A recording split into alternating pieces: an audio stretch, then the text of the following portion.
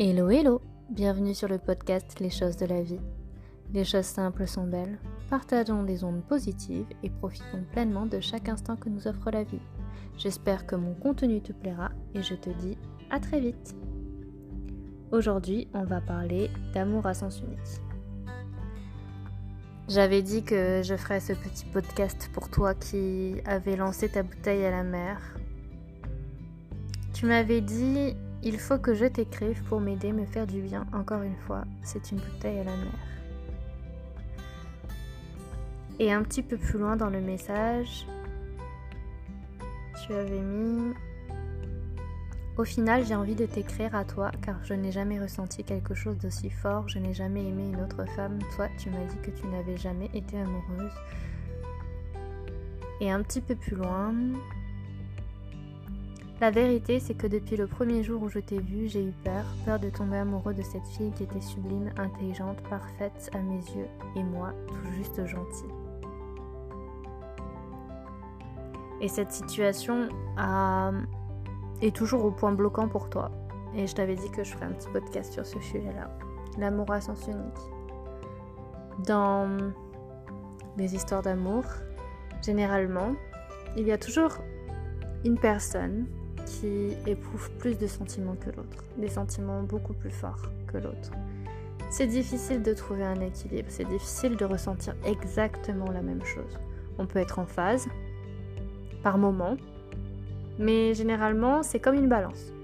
C'est-à-dire que, voyez, chaque être est d'un côté ou de l'autre de la balance et en faisant les actions au quotidien, on arrive à trouver un équilibre sur cette balance, qu'est l'amour, le couple. Et il suffit que l'un des deux baisse les bras ou ait des problèmes pour que, en fait, la balance diminue, s'abaisse et fasse remonter l'autre et inversement. Et donc, c'est cet équilibre qu'il faut sans cesse maintenir en séduisant l'autre, en faisant des petites attentions, en étant bienveillant, en étant rassurant, en étant une épaule. Et si on ne fait pas cette chose-là au quotidien, eh bien ça ne fonctionne pas. Ça veut dire qu'il y en a un qui fait plus que l'autre. Et c'est pas bon. Et quand il y a une rupture, une séparation, c'est justement parce qu'il n'y a pas eu cet équilibre qui a été maintenu de manière constante et régulière. Pour la situation là où l'amour est à sens unique pour toi, eh bien chacun a évolué de son côté après la rupture. Et il y a eu des essais pour revenir ensemble, mais chacun a avancé de son côté d'une manière qu'en fait il est impossible, presque impossible finalement de se reconnecter et de trouver un équilibre. Et il y en a qui y arrivent. Il y a des couples qui se sont séparés et qui arrivent à se remettre ensemble parce qu'ils ont réussi à se mettre en phase. Et pour d'autres, c'est pas le cas. Alors comment faire ? Comment faire quand tu te rends compte que la personne pour qui tu avais tant de sentiments et tant d'espoir, projeter tout ton avenir, eh bien, pourquoi ça ne se réalisera pas et comment tu peux faire en sorte pour te relever et passer à autre chose et continuer à avancer. Comme je te le disais, il y a des histoires que tu ne peux pas oublier. On n'oublie jamais son premier amour, on n'oublie pas les chagrins d'amour, par contre on peut vivre avec. Tu peux faire le choix d'avancer, de mettre tout cet amour sous bulle et le mettre de côté sur ton chemin et de continuer à avancer. Et de t'ouvrir au monde, de t'ouvrir aux autres, de t'ouvrir en fait à une autre relation. Tu as tellement idéalisé une relation passée que tu n'arrives plus à te projeter dans une autre. Tu n'arrives plus en fait à laisser la porte de ton cœur ouverte à une autre personne. Tu te dis que aucune relation n'égalera celle que tu as eue et celle que tu aimerais avoir. Et tu as tort. Tu as tort parce que tu laisses pas la possibilité à à une personne extraordinaire de rentrer dans ta vie. Bah oui, on est quand même plusieurs milliards sur Terre et tu t'obstines à rester bloqué sur une seule personne. C'est pas possible. Tu peux pas te priver d'un amour qui pourrait arriver dans les minutes qui suivent, dans les heures qui suivent, dans les jours qui suivent, dans les années qui vont venir. Je comprends que ce soit difficile parce que tu as tellement de sentiments forts pour l'autre et tu te dis y a qu'elle, y a que cette personne-là et elle et personne d'autre.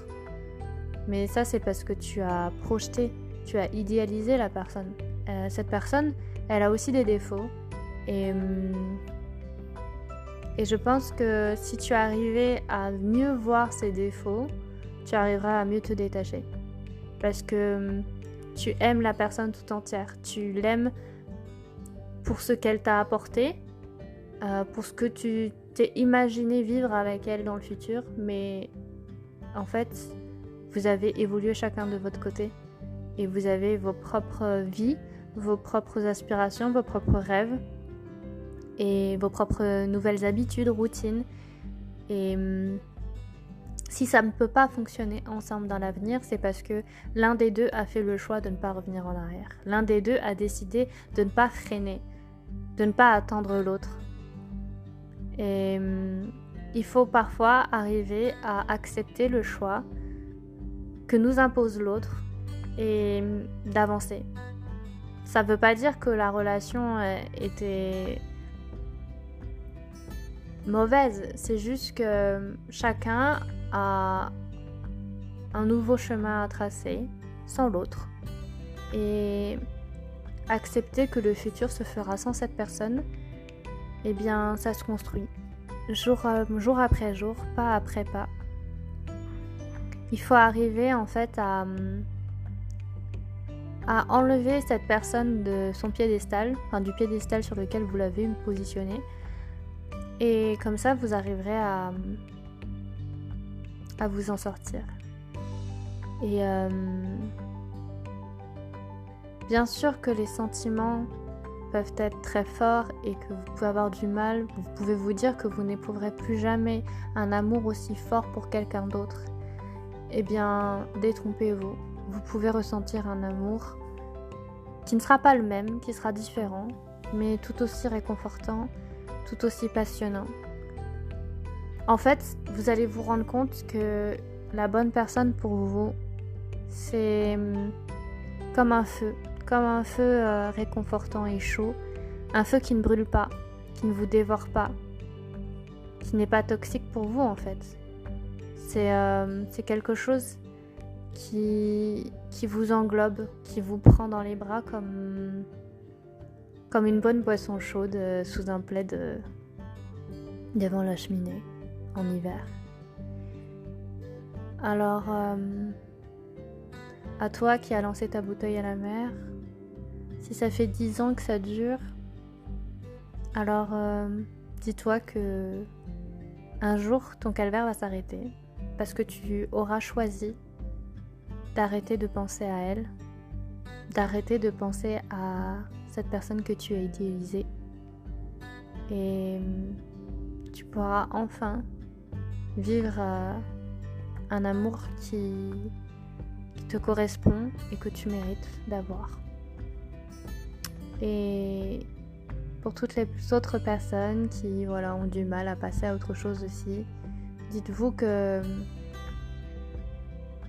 la situation dans laquelle vous êtes, la tristesse dans laquelle vous êtes plongé, elle va passer. Elle va passer parce que vous allez forcément tomber sur une personne qui aura de l'amour pour vous et dont vous aurez de l'amour aussi envers elle. Et oui, ça va vous tomber dessus. Le grand amour, il t'attend. Il t'attend en embuscade. Ce sera grand, magnifique, merveilleux. Et il faut pas que tu doutes de ça. Et sois éveillé, sois accueillant et chaleureux. Sois bienveillant envers la future personne qui te parlera, parce que qui sait, ce sera peut-être l'amour de ta vie.